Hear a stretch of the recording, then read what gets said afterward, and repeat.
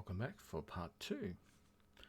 So this is the first chapter of the Enterprise Advanced Routing course, and we will be going over IP addressing and the 3 ways of dynamically assigning IP version 6 addresses. So SLAAC, Stateful and Stateless DHCP. So this changes a little bit. There's a few different ways of getting IP address information to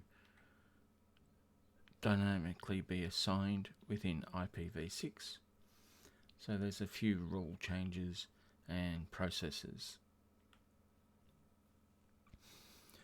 We still need to have a unique address, so we may be using the latest IP addressing scheme, but we still need to uniquely identify the device within the network.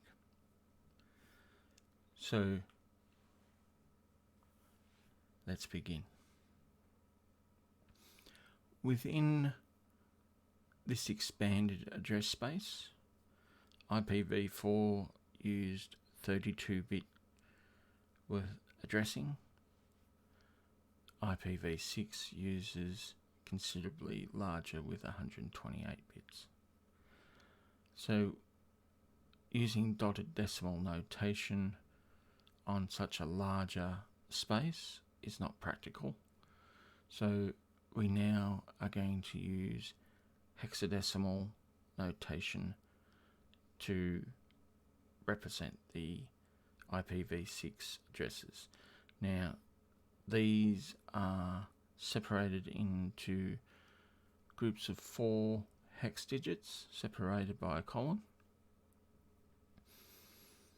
and at the end of the address space we use the equivalent to the CIDR notation, the /64, to represent where our subnet mask ends.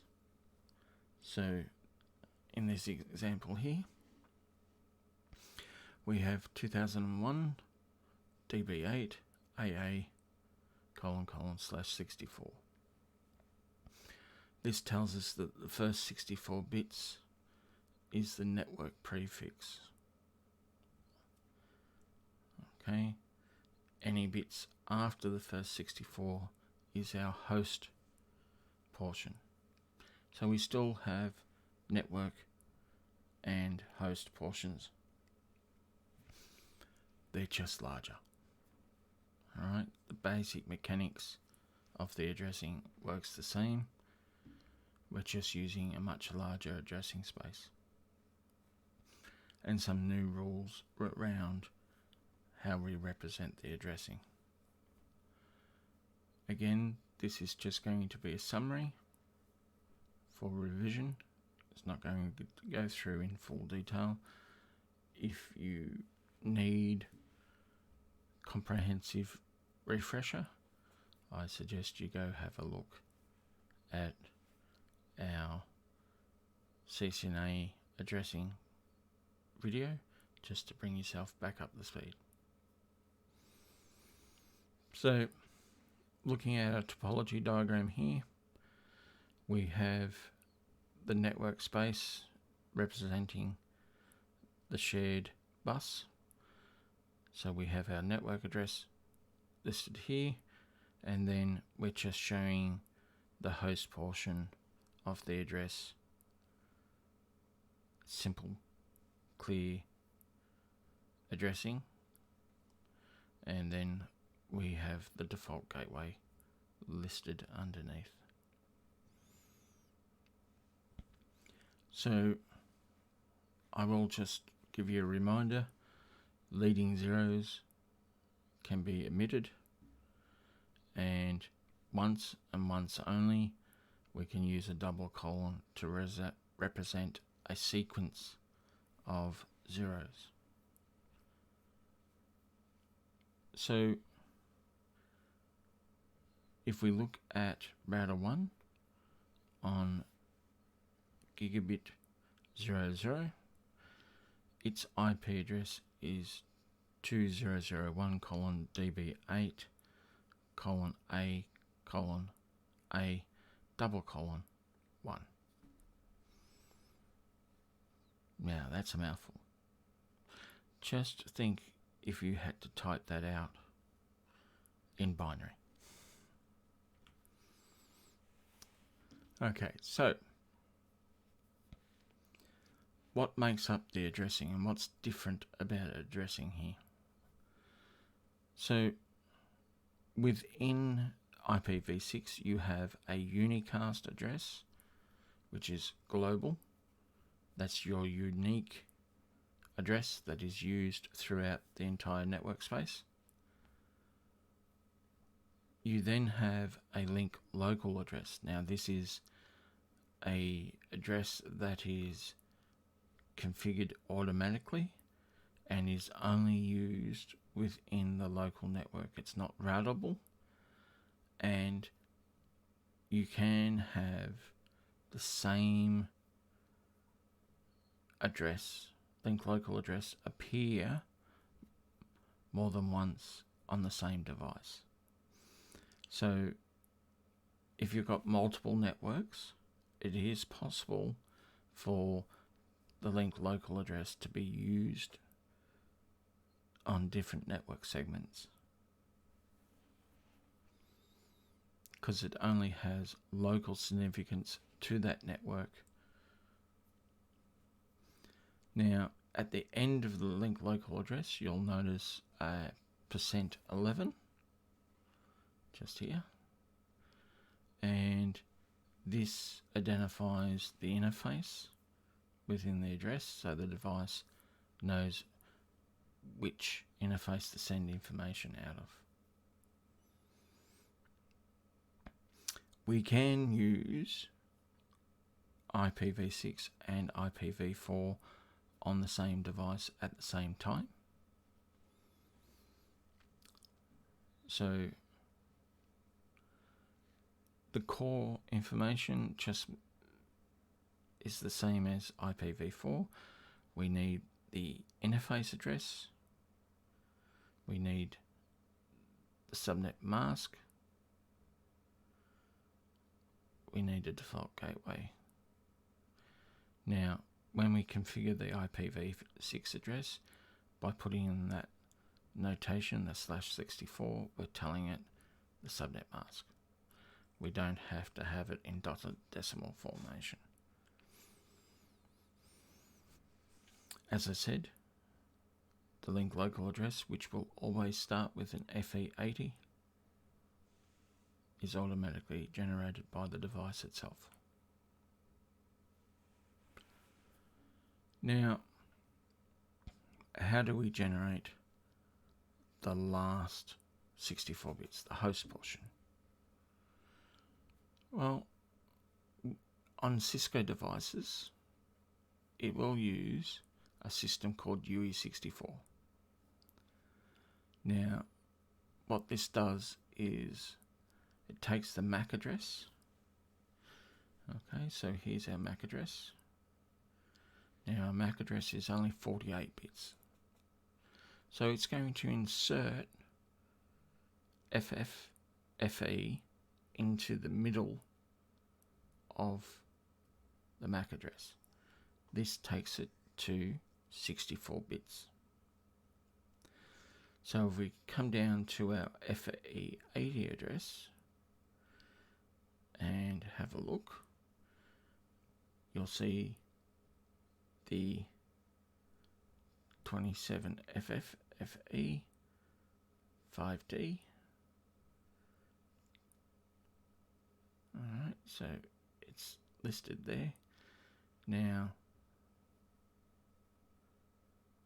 we can see it being used. Can you pick the typo?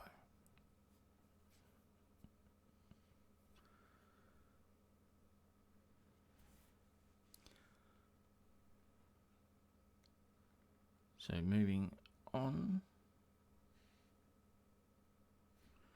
if you look at it over this side, alright, so 8.27.5d, and you can see it being inserted in, which will give you a different address. So you can always look at this address and revert it back to the MAC address. Now, unless a host machine, such as Windows, is specifically configured to use UE64, it will just randomly generate the last 64 bits. Each host operating system will have its own way of generating those last 64 bits of the address. On our routers, as I said, Cisco uses the UE64 method, and we can specify it quite easily. So within the addressing command, IPv6 address, and then we put in the network prefix followed by UE64.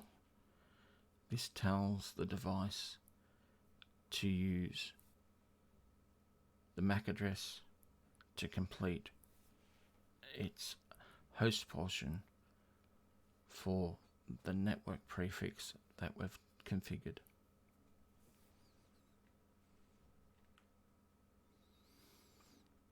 Dynamically assigning. Now, there's three ways of using dynamic IP addressing under IPv6. There's SLAAC, Stateful DHCP, and Stateless DHCP. Now, let's go through the various options. So, SLAAC is the default system, and Windows has SLAAC enabled by default. If we wish to have the router obtain an IPv6 from the ISP, just like we did with IPv4, we go into the interface facing the service provider and we tell the device to behave as a client. And that command structure is IPv6 address autoconfig. This tells the router to act as a client and obtain an automatic address configuration.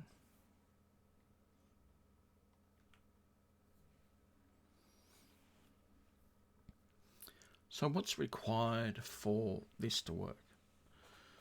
Well, we need to have the routers send router advertisements.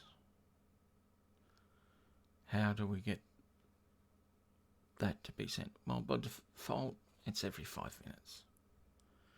Now, that's not convenient for you when you're booting up your PC. So, when the PC boots up, they'll force that router advertisement to be sent by sending a router solicitation message. This prompts the router to send that router advertisement, which indicates the prefix in use and the default gateway. This information can then be used to generate the individual IP address on the device, whether that device is using UE64 or another method to generate its individual address. So it knows what network it belongs to, and it knows the default gateway as they are included in the router advertisement.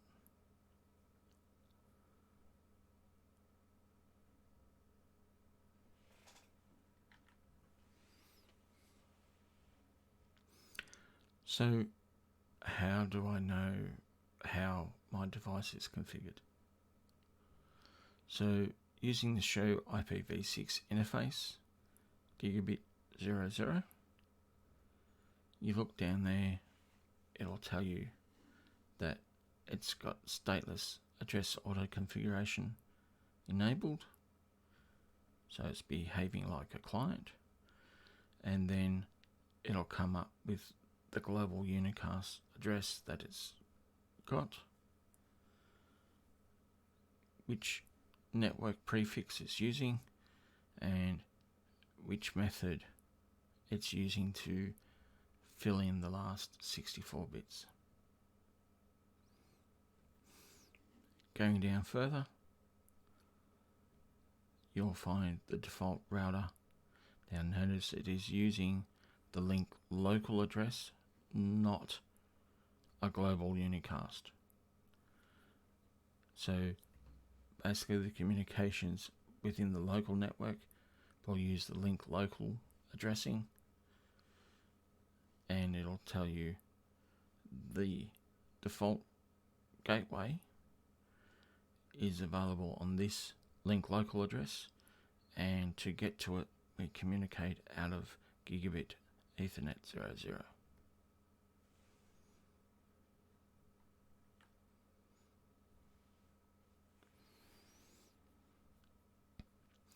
So router advertisements are enabled by default on router interfaces. Now, there's a couple of caveats there. You've got to have IPv6 routing enabled, which is a global setting, which is IPv6 unicast routing, and the interface has to be configured with an IPv6 address.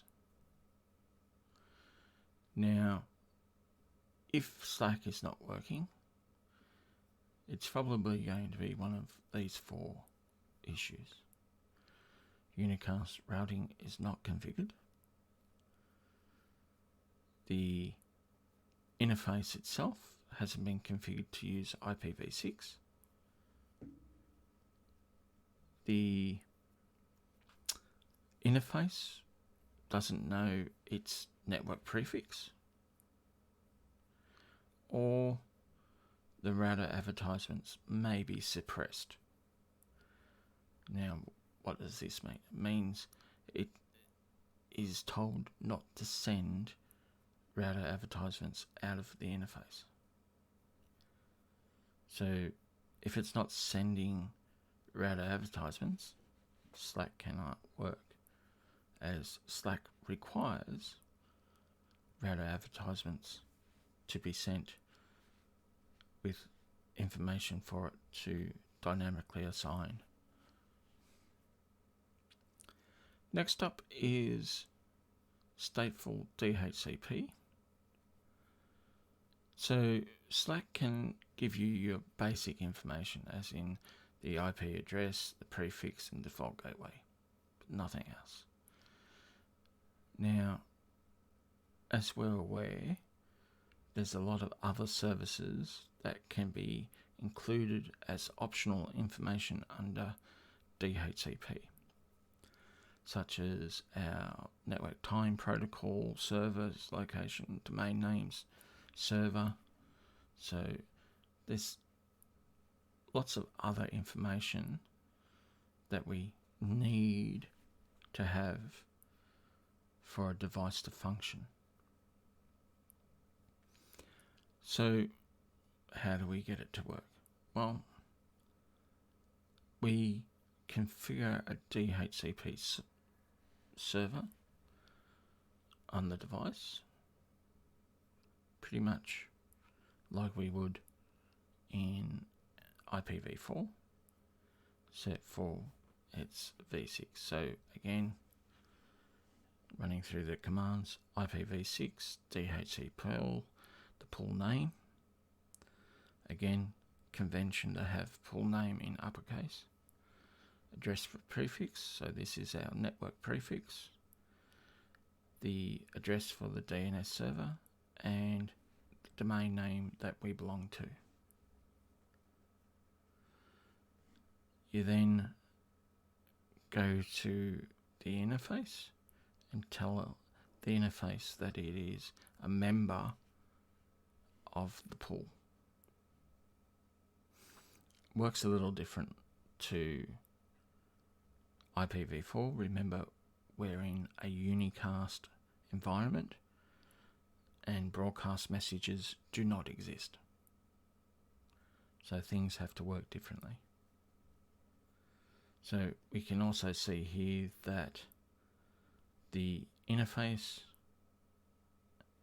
has a prefix listed. So it's going to use the UE64 to assign itself its interface address. And as the device requests more information, it tells it which pool to go to get that information. Now, what's missing out of here is this command here, IPv6 ND manage config flag. This tells the devices connecting to this interface that it should request additional information from the DHCP server.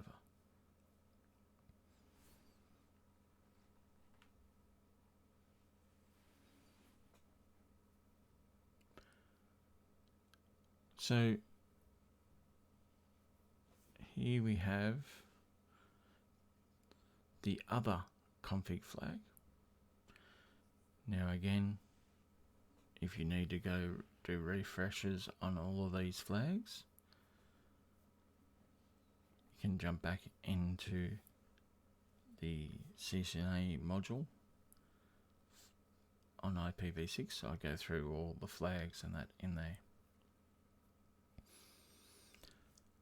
So with Stateless DHCP, we're using a combination of SLAAC and DHCP. So a client can determine its IP address, prefix and default gateway from the router advertisement. With the other config flag, it informs the client to contact a DHCP server for additional information.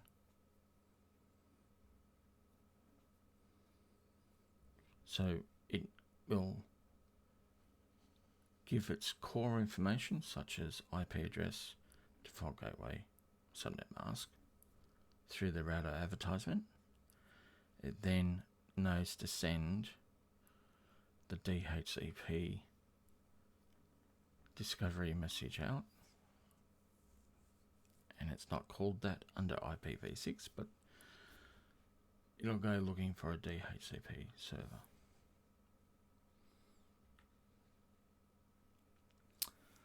As I said, the names of the steps are different, so it's not DORA.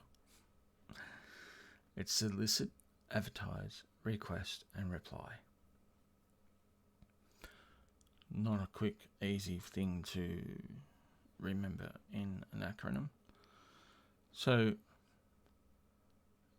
as I said, broadcast messages do not exist in IPv6, so it will send it to a unicast group, or a multicast group I should say, FF02:1:2, and all DHCP servers will be listening to this address.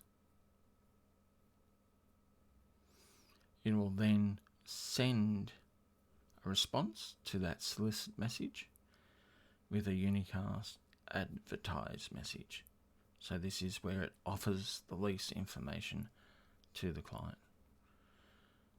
The client will then formally request the lease, and then the server will finalize the lease with the reply message.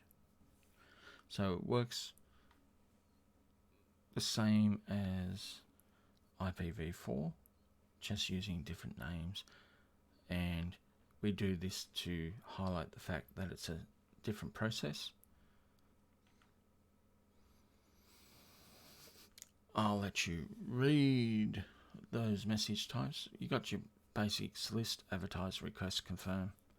Then you got renew, rebind, reply, release, decline, all those lovely ones. So there's a couple of extra ones like relay forward and relay reply.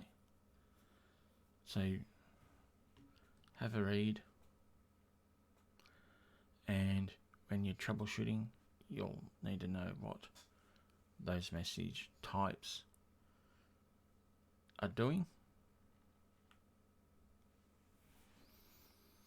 So our relay agent is still here. So for it to send a multicast address past the router, we need to have that relay address configured as well, just like we do with IPv4, because that multicast address doesn't leave the local network. All right, it's equivalent to the broadcast in behavior. So IPv6, DHCP relay, and the destination address. So in the example down below, we're on our inbound interface for our DHCP, and we configure it with the relay. So IPv6, DHCP relay, destination, and then the specific unicast, global unicast address of the server we wish to forward the traffic to.